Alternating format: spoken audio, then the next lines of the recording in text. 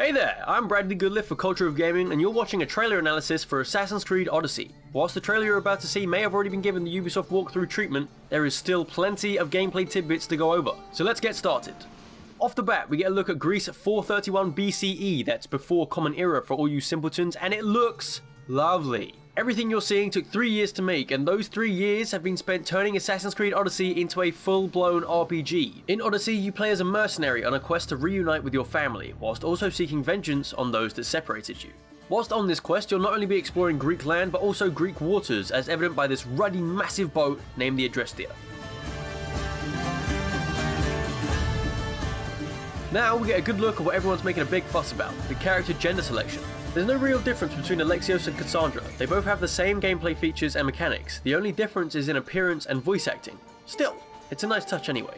The area that this trailer takes place in is Mykonos, but it's not the only area you'll be exploring. There's said to be 8 different biomes to explore, and the use of the word biomes also hints at different weather conditions, a feature that I hope actually impacts gameplay rather than just changing the scenery a bit. In the opening gameplay moments, we see that assassins, whilst incredibly deadly, still haven't found a way to correctly bend their knees for the use of stairs. Please, Ubisoft, the technology exists!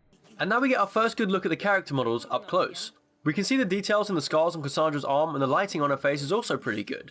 There's even more intense reflections coming off of the more oily facial features, such as the chin and nose. Whilst it's close up, we can also see that the lip syncing for the audio isn't fantastic. Characters simply move their mouths in accordance with the dialogue rate. Most RPGs tend to struggle with this though, so for the time being, there isn't really much that we can do about it. But don't let me stop you. Sound off in the comment section or go tweet at Ubisoft and demand better. After all, if you don't ask, you don't get. And here we get to see dialogue options for the first time in the Assassin's Creed franchise. It's unclear yet as to how much of an impact different choices will actually have. However, this one does seem to be next to useless. Since when the option is chosen, they seem to be talking about something else entirely, although that could just be a me problem, considering I have very little context to the overall story. Or it could be that the demo cut the dialogue short, so that certain story beats aren't spoiled for us. What did your informant tell you? Word has already spread of you sinking those ships. As the two characters walk through this market, we get a sense of the level of detail that we can expect from the city environments, and it's rather nice to look at. Although that does mean that lazier texturing like these berries sticks out quite a lot more. To kill the Odyssey. An Athenian ally. Who's at war with Sparta? And don't forget the bounty! Business as usual then. Gods protect you, Cassandra. Thanks, Varnavas. But they'll be too busy protecting the Odyssey from me. We've been spotted! Go! I'll handle this! Fight them, After this conversation, we now know that the background conflict for the game is the Peloponnesian War between the Spartans and the Athenians. And I'm assuming that the red that Cassandra is wearing signals that she's a Spartan. However, a big point to emphasize is that she's a mercenary, an aspect that I'll bring up again later, and not part of the military. So she's in it for the money and information.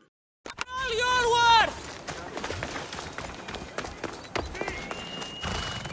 Whilst Cassandra is riding this horse, I want to talk about the horse riding animations. They seem very inconsistent. Sometimes Cassandra bounces accordingly, but there are other times where she looks like she's on some kind of a gyroscope. I would hope that the devs would notice this and fix it before launch, but considering the way Ubisoft games go, I'm doubtful. This bad boy right here is another mercenary. This is said to be a big mechanic within the game. Cassandra has made a name for herself, so everyone is after her. Considering that the symbols in the bottom right hand corner of the screen are the same as this new one that's just appeared on the compass, I think it might be safe to assume that this bar represents some kind of notoriety amongst mercenaries. These mercenaries even have their own names and titles attached to them, a minor touch that should make each encounter feel unique. Who knows, maybe you can outrun this guy and bump into him again later, making these encounters feel a little bit more personal. Now we get our first look at the combat of Odyssey. It looks quite similar to the new lock-on style of Origins, but now we can see the use of special abilities using Leonidas' broken spear, and otherwise like the Spartan kick. These special moves require adrenaline to perform, which is what this yellow bar at the bottom represents. From the icon above this mercenary's head, it looks like we can expect to be able to deal some kind of elemental damage to enemies. Once the mercenary is killed, Cassandra levels up, gaining a new ability point, a new engraving, which I expect will be to add perks to your equipment, and a damage and health increase. And since the mercenary is dead, we also get some gear too, specifically his helmet. From this menu screen, we can see that gear has 5 major stats: health, hunter damage, warrior damage, assassin damage, and armor. At the top of this screen, we also see materials that hint at the ability to hunt and gather, so expect crafting to return.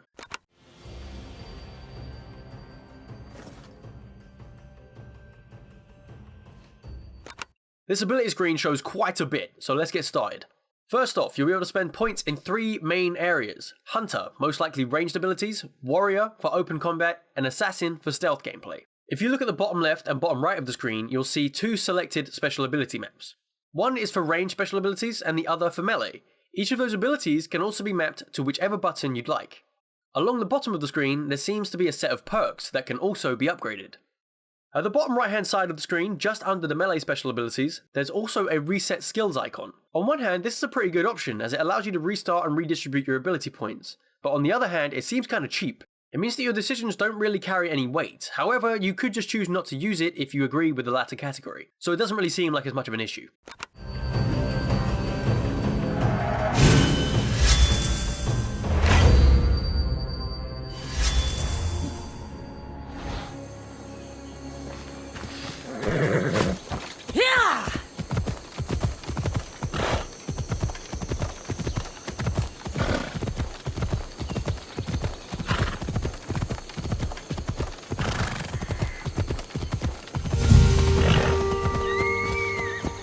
Varnavas was right. Spartans have made themselves right at home.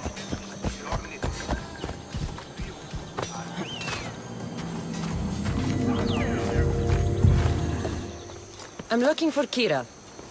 What do you want with her?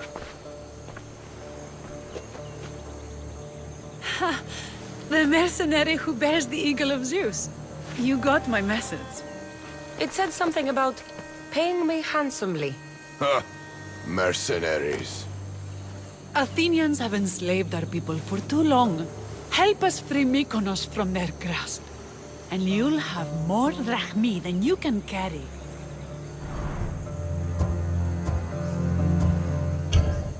I'm here to kill the Odyssey, not go to war. Which is why I sent word of our rebellion to you and Sparta.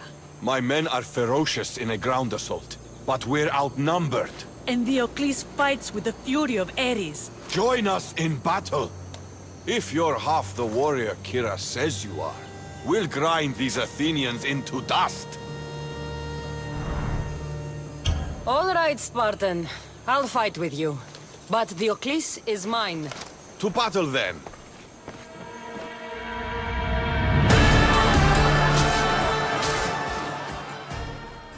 Now we get a look at these large battles called conquests, and they look pretty impressive considering how many enemies are on screen at once. Well, what's even more impressive is just how dense Cassandra is! Look at that shield go! Jesus Christ!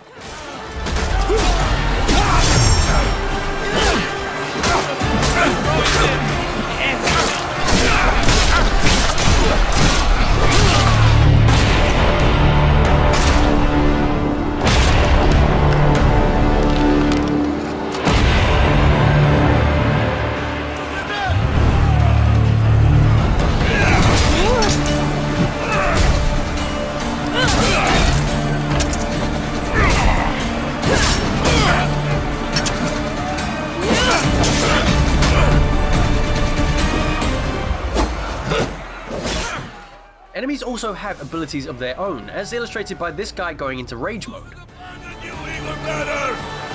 Odyssey! Your life ends today!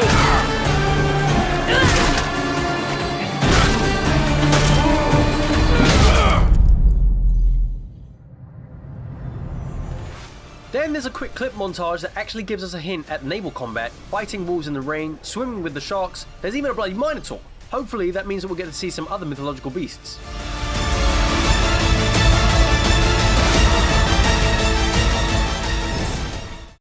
Before we end the video, you feeling generous? Why not check out our Patreon page, which you can access from the description below. If you're interested, you could chuck us a one-time tax-deductible donation, or sign up to one of our monthly reward tiers, giving you access to Patreon-exclusive content. Any contribution, small or large, is heavily appreciated. With that said, thanks for watching, we love you loads, and we'll see you next time.